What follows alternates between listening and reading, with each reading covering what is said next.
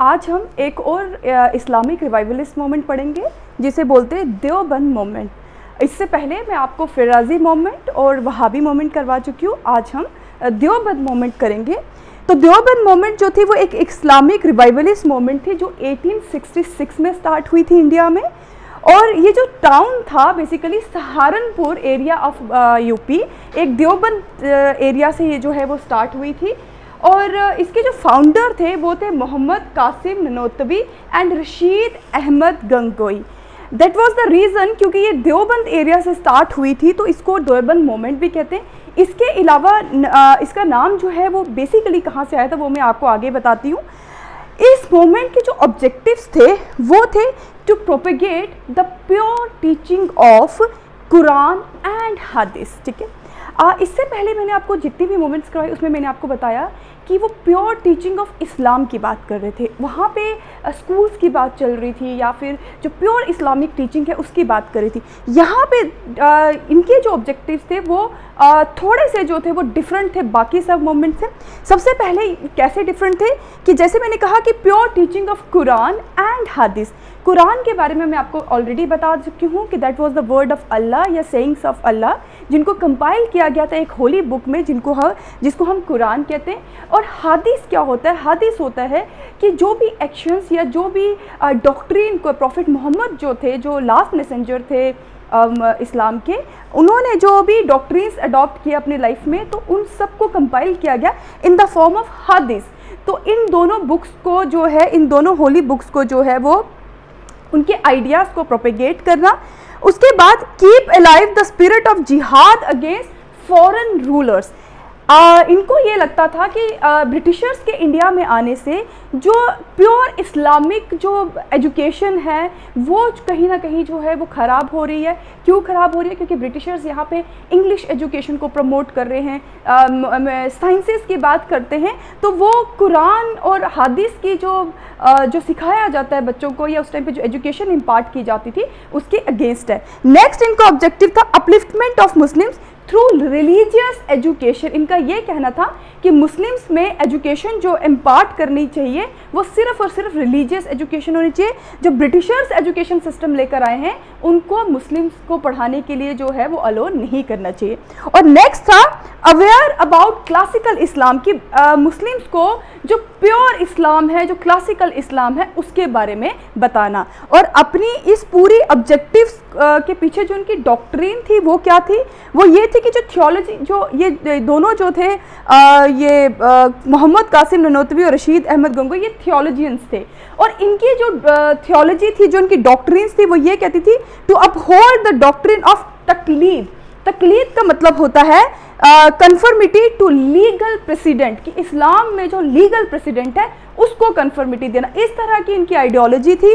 और ये चाहते थे एडहेयर टू हनाफी जो स्कूल था, कि जो हनाफी स्कूल मैंने आपको पहले भी बताया था कि हनाफी स्कूल जो है वो एक सुन्नीस के जो मेजर स्कूल्स हैं उनमें से एक है, जो बात करता है रेशनैलिटी की, जो बात करता है नॉलेज की। तो ये उन डॉक्ट्रिन्स के ऊपर चलने के लिए कहते थे। तो इस सब चीज़ों को, अपने ऑब्जेक्टिव्स को और डॉक्ट्रिन्स को फुलफिल करने के लिए जो मोमेंट इन्होंने स्टार्ट की थी उसी को हम देवबंद मोमेंट कहते हैं। और उस मोमेंट को चलाने के लिए कुछ प्रोग्राम्स इन्होंने सेट किए थे। वो प्रोग्राम्स क्या थे कि to train religious leader for Muslim community, कि रिलीजियस लीडर्स को जो है वो इस्लामिक नॉलेज देना ताकि वो जो मुस्लिम लीडर्स होंगे वो मुस्लिम कम्युनिटी के लिए बेटरमेंट कर सके। बेटरमेंट कैसे? उनको मॉरल और रिलीजियस रीजनरेशन कर सके। जो उस टाइम पे जो मुस्लिम्स थे इंडिया में उनकी मॉरल और रिलीजियस रीजनरेशन, उसके लिए इन्होंने क्या किया कि एजुकेशन सिस्टम जो था वो काफ़ी ज़्यादा जो था वो लोगों में जो अवेयरनेस इन्होंने स्टार्ट कर दी और एजुकेशन सिस्टम स्टार्ट किया इस तरीके का जहाँ पे कुरान और हदीस की नॉलेज जो है वो बच्चों को दी जाएगी। और उसके लिए ये सिर्फ इंडिया के स्टूडेंट्स नहीं बल्कि नेबरिंग कंट्रीज़ के जो मुस्लिम बच्चे थे उनको भी जो थी वो नॉलेज जो है वो कुरान और हदीस की नॉलेज देते थे। और इसके लिए इन्होंने क्या किया था कि इन्होंने इस्लामिक सेमिनरीज यानी मदरसास जो थे वो इस्टेब्लिश किए थे, जिनको दरुल देवबंद कहते हैं। और यहीं से नाम भी जो है वो डिराइव किया। मैंने आपको बोला था एक तो एरिया की वजह से ये नाम आया था और दूसरा सा देवबंद में इन्होंने दरुल देवबंद इस्टेब्लिश यानी मदरसास इस्टेब्लिश किए थे। इन जो कुरान और हदीस एजुकेशन को इम्पार्ट करने के लिए, और साथ ही साथ ये पूरी तरीके से चाहते थे कि शट आउट कर दिया जाए जो भी इंग्लिश और वेस्टर्न कल्चर की जो एजुकेशन है उनको पूरी तरीके से बंद करना, और मुस्लिम्स को सिर्फ और सिर्फ कुरान और हदीस की नॉलेज जो है वो इम्पार्ट करना। इस पूरी मूवमेंट जो है वो पॉलिटिकल एक्टिविटीज़ में भी ये मूवमेंट जो थी वो कहीं ना कहीं सपोर्ट करती थी उनको। जैसे कि फॉर एग्जांपल अगर हम पॉलिटिक्स की बात करें तो they welcomed the formation of Indian National Congress. Indian National Congress was the first pan India organisation, political organisation जो कि 1885 में एस्टैब्लिश हुई थी। उसकी जो एस्टैब्लिशमेंट है उसको इन्होंने पूरी तरीके से जो है वो सपोर्ट किया था, और यही रीज़न था कि ये they came in conflict with the sir Syed Ahmad Khan. Sir Syed Ahmad Khan जिन्होंने अलीगढ़ मूवमेंट स्टार्ट की थी, उनकी आइडियोलॉजी में और देवबंद के जो फॉलोअर्स थे उनकी आइडियोलॉजी में बहुत डिफरेंस था। यही रीज़न था कि इनके बीच में एक गल्फ आ गया था, एक कॉन्फ्लिक्ट्स आ गए थे, और बहुत बार देवबंद सोसाइटी ने बहुत बार फतवा भी जो है वो डेक्री, इसका मतलब होता है डेक्री, सर सैयद अहमद खान के अगेंस्ट जो था वो इशू भी किया था। वो क्यों किया था कि सर सैयद अहमद खान को ये लगता था कि इंडिया में जो पॉलिटिकल ऑर्गेनाइजेशन जो रिप्रेजेंट करेगा मुस्लिम्स को वो कांग्रेस नहीं है, क्योंकि कांग्रेस में ऑलमोस्ट जो है वो हिंदूज हैं, तो इसीलिए एक अलग पॉलिटिकल ऑर्गेनाइजेशन होनी चाहिए। लेकिन ये जो है देवबंद वाले थे वो पूरी तरीके से कांग्रेस को सपोर्ट करते थे।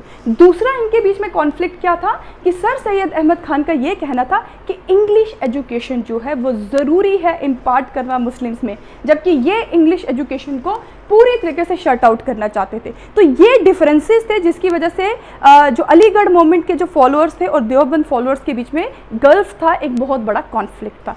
अब हम आ जाते हैं अगर इसके पॉलिटिकल आइडियाज़ जो इसके और भी थे जो इस मूवमेंट के, ये मूवमेंट को सप्रेस नहीं किया गया। क्यों? क्योंकि ये ऑल टुगेदर ब्रिटिशर्स के अगेंस्ट नहीं थी, ये कोई लैंडलॉर्ड्स के अगेंस्ट नहीं थी, ये ज़मींदार्स के अगेंस्ट नहीं, ये सिर्फ मुस्लिम्स की रीजनरेशन की बात कर रहा था। इनके जो पॉलिटिकल आइडियाज़ भी जो थे वो कभी ब्रिटिशर्स के अगेंस्ट नहीं थे, इनफैक्ट वो सपोर्ट करते थे इसका कांग्रेस का बनना। तो इस वजह से इनका डायरेक्ट कोई कॉन्फ्रंटेशन जो था वो ब्रिटिशर्स के साथ नहीं चल रहा था।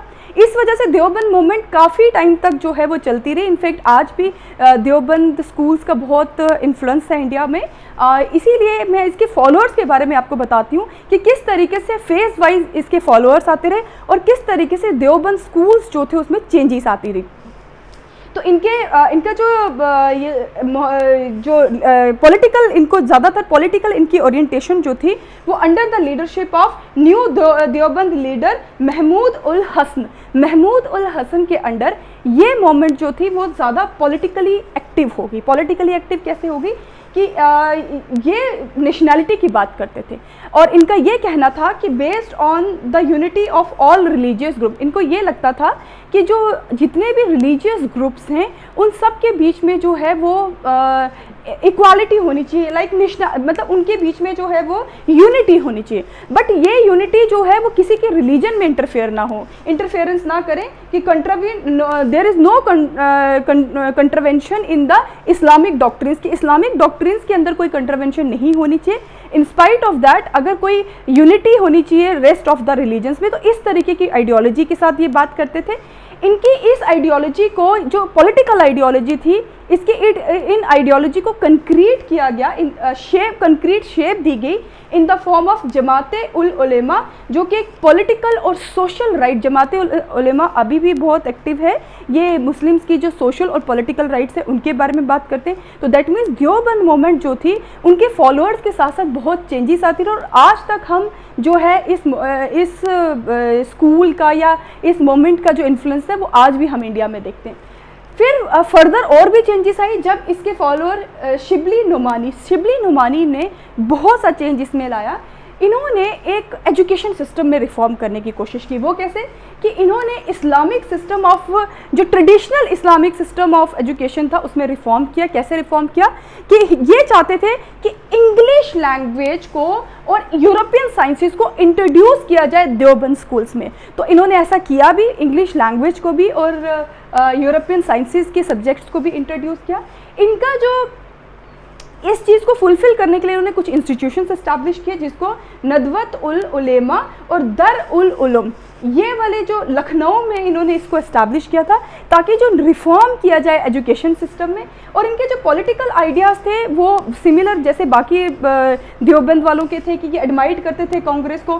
क्यों करते थे एडमाइड कांग्रेस को? Because of their high ideals, कि वो हाई आइडियल्स क्या थे कि वेलफेयर ऑफ इंडियन मासेस। तो ये भी चाहते थे कि एट लार्ज जो है अगर कांग्रेस बनी है तो उसका एक ही ऑब्जेक्टिव होना चाहिए, and that should be welfare of the masses, कि हर सिटीज़न की, हर जो भी इंडिया में के जो सिटीजन्स हैं उनकी वेलफेयर होनी चाहिए। और उसके बाद इन्होंने मुस्लिम्स के लिए जो है वो थोड़ा सा कंसेप्ट यहाँ पे मुस्लिम्स के लिए उन्होंने, इनका जो सोच थी, आइडियोलॉजी थी, वो रेस्ट ऑफ द जो फॉलोअर्स थे देवबंद के उनसे अलग थी। वो कैसे थी कि ये कहते थे कि मुस्लिम जो है इंडिया के सिटीजन्स हैं, and they ought to be loyal to motherland, कि उनको अपनी मदरलैंड की तरफ जो है वो लॉयल रहना पड़ेगा। इसकी वजह से क्या हुआ, ये बहुत इंपॉर्टेंट एक पॉइंट था, क्योंकि इनकी वजह से एक मॉडर्न जो आइडियोलॉजी थी मुस्लिम्स में वो डेवलप होने शुरू होगी। उससे पहले मुस्लिम्स जो थे वो ज़्यादातर फोकस करते थे प्योर इस्लामिक कंसेप्ट, उस थियोलॉजी की तरफ ज़्यादा मूव ऑन कर गए थे,